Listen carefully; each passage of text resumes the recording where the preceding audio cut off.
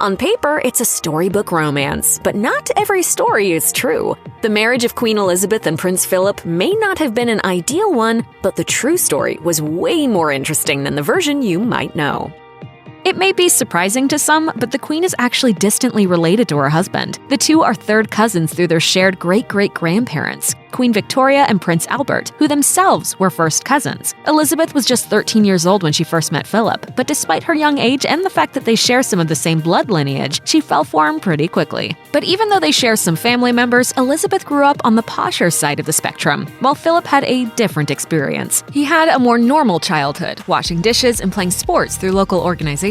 And when she fell in love with him, he was a naval cadet, while she was destined to take the crown. In the beginning, George VI didn't exactly approve of his daughter's choice of groom. The king was concerned about British opinion when it came to the idea of his daughter marrying a Greek prince. And it wasn't just Philip's family heritage that affected the king's opinion. Philip's voluminous laugh and wild manners also reportedly got under the king's skin, but in the end, Elizabeth was allowed to marry the man she loved at the age of 21.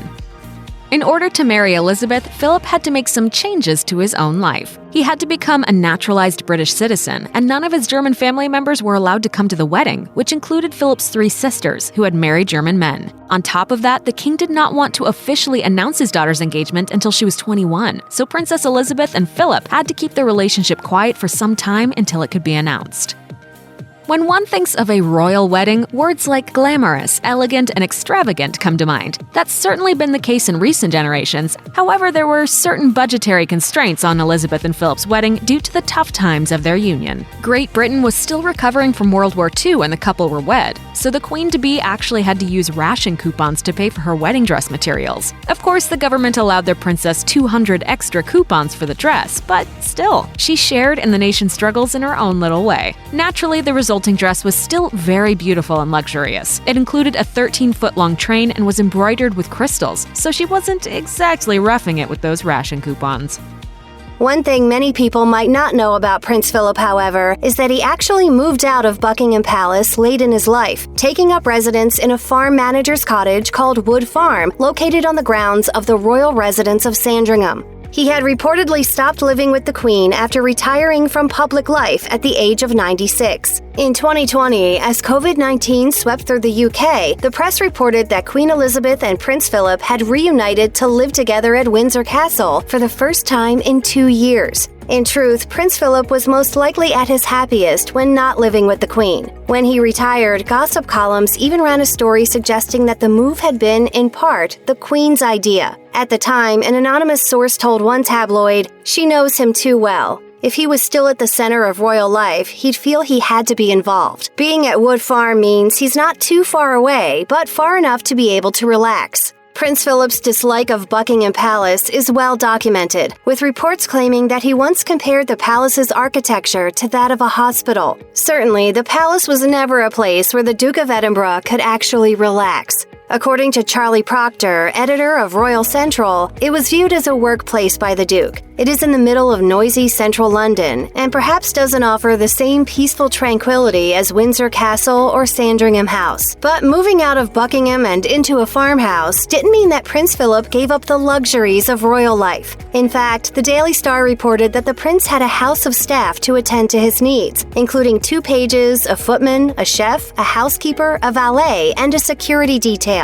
While Prince Philip may not have lived with the Queen during his retirement, however, that doesn't mean they ever lost touch. In 2019, The Express reported that the Duke of Edinburgh and his wife spoke daily via telephone. And if the news that Prince Philip and Queen Elizabeth technically lived separately might surprise some, royal followers will know that the pair have often spoken of wanting to live a life that's less formal than that of a monarch and her consort. In fact, the Queen joined Prince Philip at his cottage pretty much whenever she could.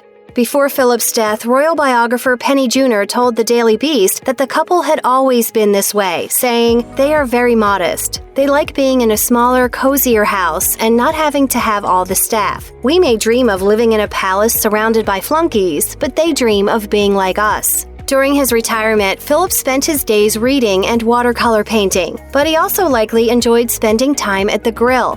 As Robert Hardman wrote in his biography on Queen Elizabeth, the Duke of Edinburgh was a brilliant and innovative cook. Hardman wrote, Prince Philip would relish the prospect of setting up his barbecue in the unlikeliest spots and cooking anything that took his fancy. All in all, it sounds like Prince Philip's final years weren't too bad at all. Prince Philip was described in life as being a real foodie. In contrast to the tastes of his more traditional wife, the royal consort to Queen Elizabeth II was a garlic lover, a curry enthusiast, and a spice buff, who was no stranger to cooking both his family and his staff a hot dinner on the grill. The Duke of Edinburgh not only knew his way around a kitchen, he was also not afraid to get a little bit contentious about food. Take, for example, the time that Philip ate a meal prepared by chef Régis Crépy: bacon, eggs, smoked salmon, kedgeree, croissants, and pain au chocolat. Afterward, he declared, quote, "The French don't know how to cook breakfast." Or consider the time when visiting the Scottish Women's Institute that the prince rebelliously quipped, "British women can't cook." The prince was so intent on having things his way, royal footman Charles Oliver once wrote in the book Dinner at Buckingham Palace that Philip used to travel with an electric glass-lidded frying pan. He cooked up his own morning meals, including bacon, smoked haddock, omelets, and sausages. Once he even shot, cleaned, and cooked a snipe bird on his own. And it was exactly because Philip liked food so much that he may have preferred to dine without his wife. Royal chef Darren McGrady explained to Delish, "Prince Philip has a much broader palate than Her Majesty when it comes to food. The Queen eats to live, whereas Prince Philip lives to eat." Prince Philip not only loved to eat, but he loved to cook as well. Of course, Queen Elizabeth's much more subdued dietary preferences always won out when the married couple dined together. It was always down to the Queen is hosting the meal, so you have everything how she likes it. So I think sometimes Prince Philip actually enjoyed eating on his own.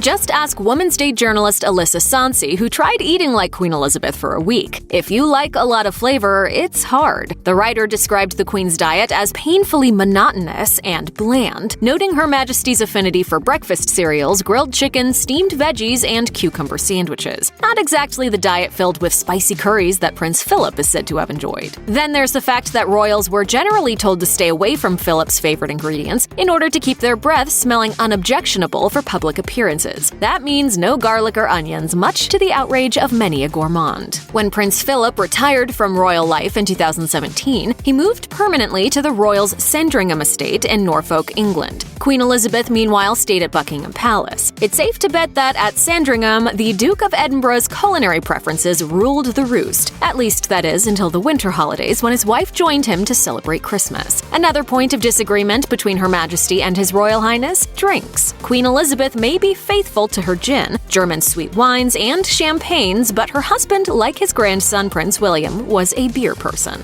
When dining with the Prime Minister of Italy, Philip once turned down every single one of the wines offered to him, reportedly saying, "Get me a beer. I don't care what kind it is, just get me a beer." It wasn't all stormy weather when it came to the meals that the Queen and her consort shared together. As in any happy marriage, sometimes Queen Elizabeth and Prince Philip met in the middle. Darren McGrady told Delish that the two royals both had a soft spot for fresh salmon, and on more than one occasion, the Duke of Edinburgh was known to cook a meal for both him and his wife. Oliver wrote, "The prince is also adept at producing quick, light supper snacks, which he and the Queen often enjoy after they have dismissed the servants for the night." After hours, Philip would reportedly make his wife dishes such as scrambled eggs and smoked haddock, mushrooms sautéed in butter with bacon, and Scotch woodcock. Presumably, the prince was free to add a bit of extra garlic and spices to his midnight meals. Queen Elizabeth and Prince Philip had one of the most public marriages out there. According to brides, when they got married in 1947, everyone wanted to know everything about the couple that would one day sit at the head of the royal family. Then, in the 1950s and 60s, the media delighted in whispering about Prince Philip's supposed affairs. British actress Patricia Kirkwood took a hit to her career when she was forced to publicly deny romantic involvement with the prince, despite the royal family's refusal to do so. She subsequently became infamous for allegedly declaring, "I would have had a happier and easier life if Prince Philip, instead of coming uninvited to my dressing room, had gone home to his pregnant wife on the night in question." If Queen Elizabeth's silence surrounding the cheating scandals seems surprising to you, well, living like a royal involves a lot of things the layperson wouldn't understand. Some of the customs that are commonplace to them seem out of place to us. A life dedicated to being public symbols naturally makes for a very interesting marriage. And to have a marriage that's in the spotlight succeed, it takes unorthodox practices. Some of them more surprising than others. Take, for example, the fact that, per HuffPost, many royal wedding menus are still inexplicably written in French. One of the peculiar things about their royal marriage is that Her Majesty and the Duke of Edinburgh often spent time apart. During the last years of their life, after Prince Philip retired, they lived in separate residences. But even when the royal couple lived and spent time together, they didn't share a bedroom. That's no indication, however, that the cheating rumors surrounding Prince Philip were true. Instead, it was a question of tradition. Lady Pamela Mountbatten told Vanity Fair, "In England, the upper class always have had separate bedrooms. You don't want to be bothered with snoring or someone flinging a leg around. Then, when you're feeling cozy, you share your room sometimes. It is lovely to be able to choose. One could certainly make the case that separate bedrooms make for a cold or loveless marriage, but it certainly worked for the royal couple. Throughout the ups and downs of over 7 decades, nothing broke them apart. On the contrary, time spent alone was valuable to the couple." The Duke of Edinburgh himself once told the media that the secret of a happy marriage is to have different interests. As for the Queen, she reflected during her golden anniversary speech in 1997, saying, "He has quite simply been my strength and stay all these years, and I, and his whole family, and this, and many other countries owe him a debt greater than he would ever claim, or we shall ever know." Not sharing a marital bed doesn't mean that Prince Philip and Queen Elizabeth didn't spend time together in bed, at all. As Philip Eade wrote in his biography of the prince, during the beginning of their marriage, the couple spent a lot of time in each other's rooms. He wrote, "Philip had his own bedroom next door to Elizabeth's, an arrangement common to a great many upper-class couples at the time. But he claims their sheets weren't exactly cold. Instead, the royal couple was used to enjoying the visitation rituals which that system involves. In fact, if you believe Eade, one day, the Duke of Edinburgh's valet was mortified to discover the two had slept together all night long upon entering Prince Philip's room in the morning, per Eade. While she was wearing her usual silk nightgown, Prince Philip appeared to be naked.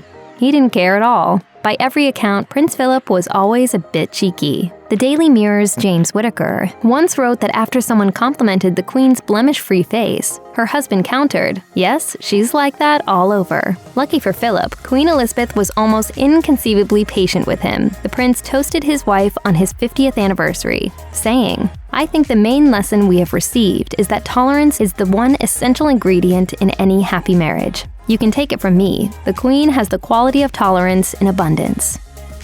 Princess Elizabeth and Prince Philip first got to know each other in 1939 when they were both still very young. In fact, Elizabeth was just 13 years old at the time. The meeting occurred during a royal tour of the Royal Navy College in Dartmouth, where she and her sister, Princess Margaret, were greeted by Philip, who was 18 years old. Elizabeth's governess, Marion Crawford, later recalled that the future queen was intrigued by Philip's athleticism after seeing him leaping over several tennis nets. According to several biographers, Elizabeth was smitten from the very first meeting and never considered any other man for a partner. And she fell desperately head over heels in love with him at first sight. Of course, the two were also distant cousins, both related to Queen Victoria, though it's probably fair to say that blood ties aren't exactly uncommon in the history of royal marriages. After their initial meeting, Queen Elizabeth and Prince Philip went their separate ways. They did, however, keep in touch. Philip served in the Navy during the Second World War, and Elizabeth completed her schooling. The relationship seemed to be moving along as he spent Christmas of 1943 with her family at Windsor Castle. As the Queen's governess wrote of the visit, she was animated in a way that none of them had ever seen before.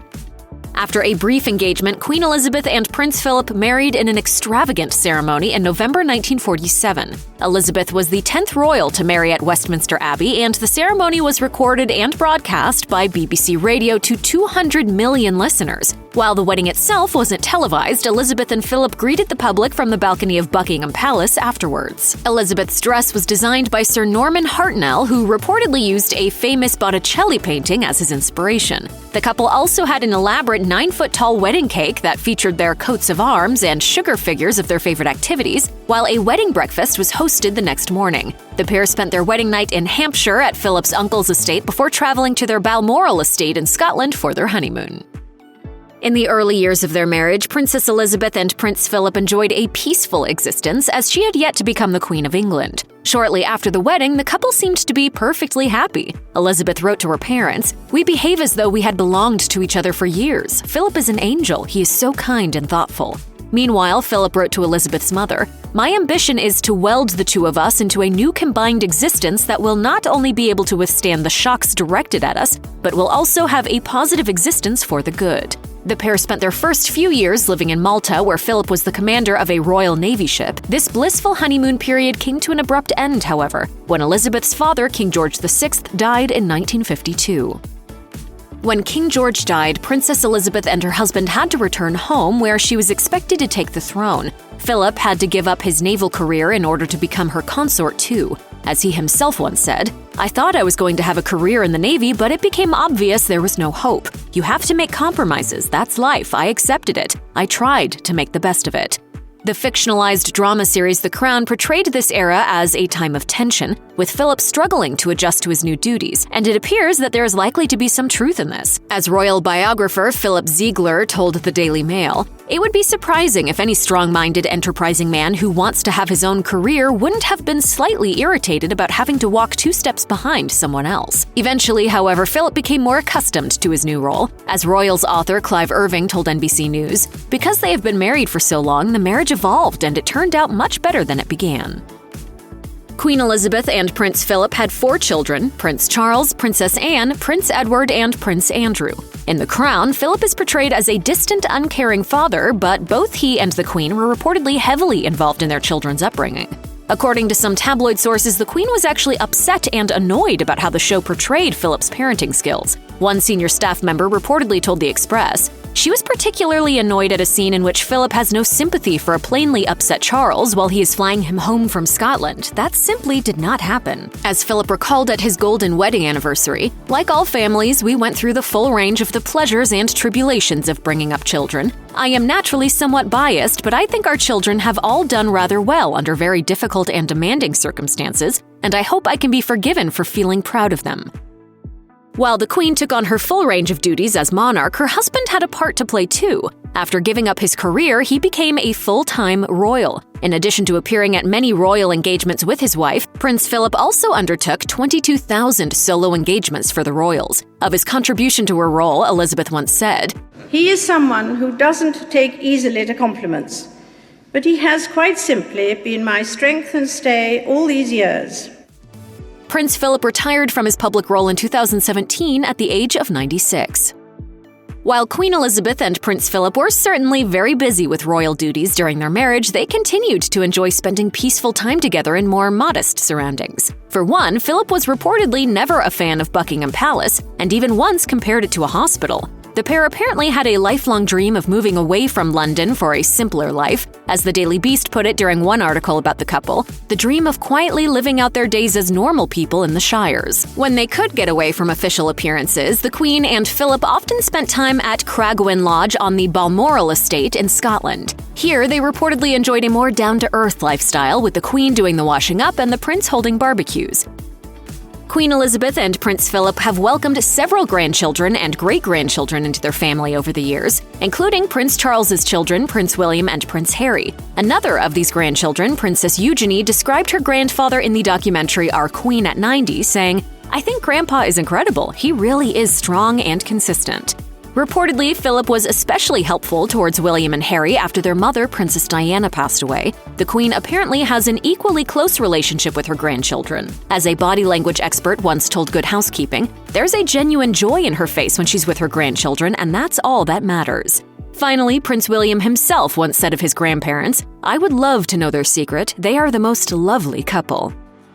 Due to their busy royal schedules, Queen Elizabeth and Prince Philip didn't exactly have a normal relationship. In fact, they often had to spend weeks or even months apart. Philip moved into the country after his retirement, but before this, they had often been away from each other, and even when they were together, they reportedly slept in separate bedrooms. Nevertheless, despite their unconventional marital arrangements, the pair remained loving and devoted throughout their lives. They even made time for a daily catch-up phone call. As royal commentator Richard Fitzwilliam said in 2019, "She has always known she could rely on his advice and that it would be valuable."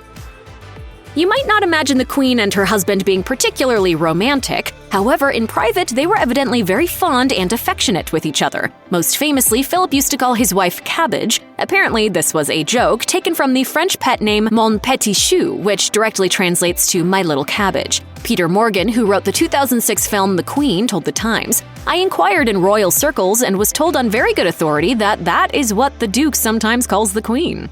Apparently, Philip also called his wife by her family nickname Lilibet, a pet name that developed when she was a child and couldn't pronounce Elizabeth. Of course, Philip referred to her as simply the Queen in public, but things were clearly very different once the cameras disappeared.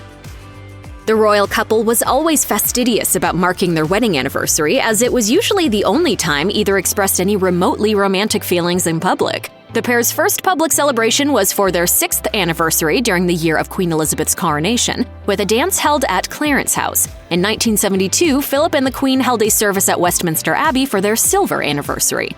The year 1997 marked their golden anniversary, and it was during this celebration that the Queen famously called Philip her strength and stay. In 2007, Queen Elizabeth and Prince Philip celebrated their diamond anniversary, making their relationship the longest marriage in royal history. Finally, in 2020, they celebrated their 73rd anniversary. It would also be their last. Even though Prince Philip and Queen Elizabeth didn't live together permanently after his retirement in 2017, they did spend an extended period of time together during the 2020 pandemic. In March of 2020, just before lockdown in the UK, Philip and the Queen settled down in Windsor Castle. They also spent some time at the Balmoral estate in August of that year. As Chris Shipp, a royal correspondent, noted on ITV, the Queen has been in a so-called HMS bubble. According to Vanity Fair, their lockdown together actually provided a nice break from their busy royal lives. Apparently, the pair enjoyed daily walks and quiet dinners together every single day.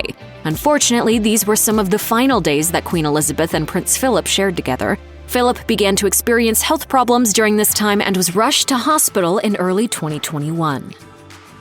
Prince Philip's death in 2021 marked the end of the longest marriage in royal history. According to insiders who spoke to the Daily Mail, the prince's last few days were quiet and calm.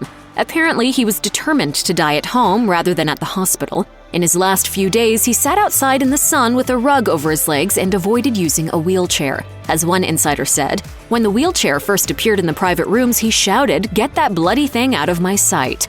After Philip died, his son Prince Andrew emerged to tell the press that his mother was facing her loss with stoicism. She described it as having left a huge void in her life.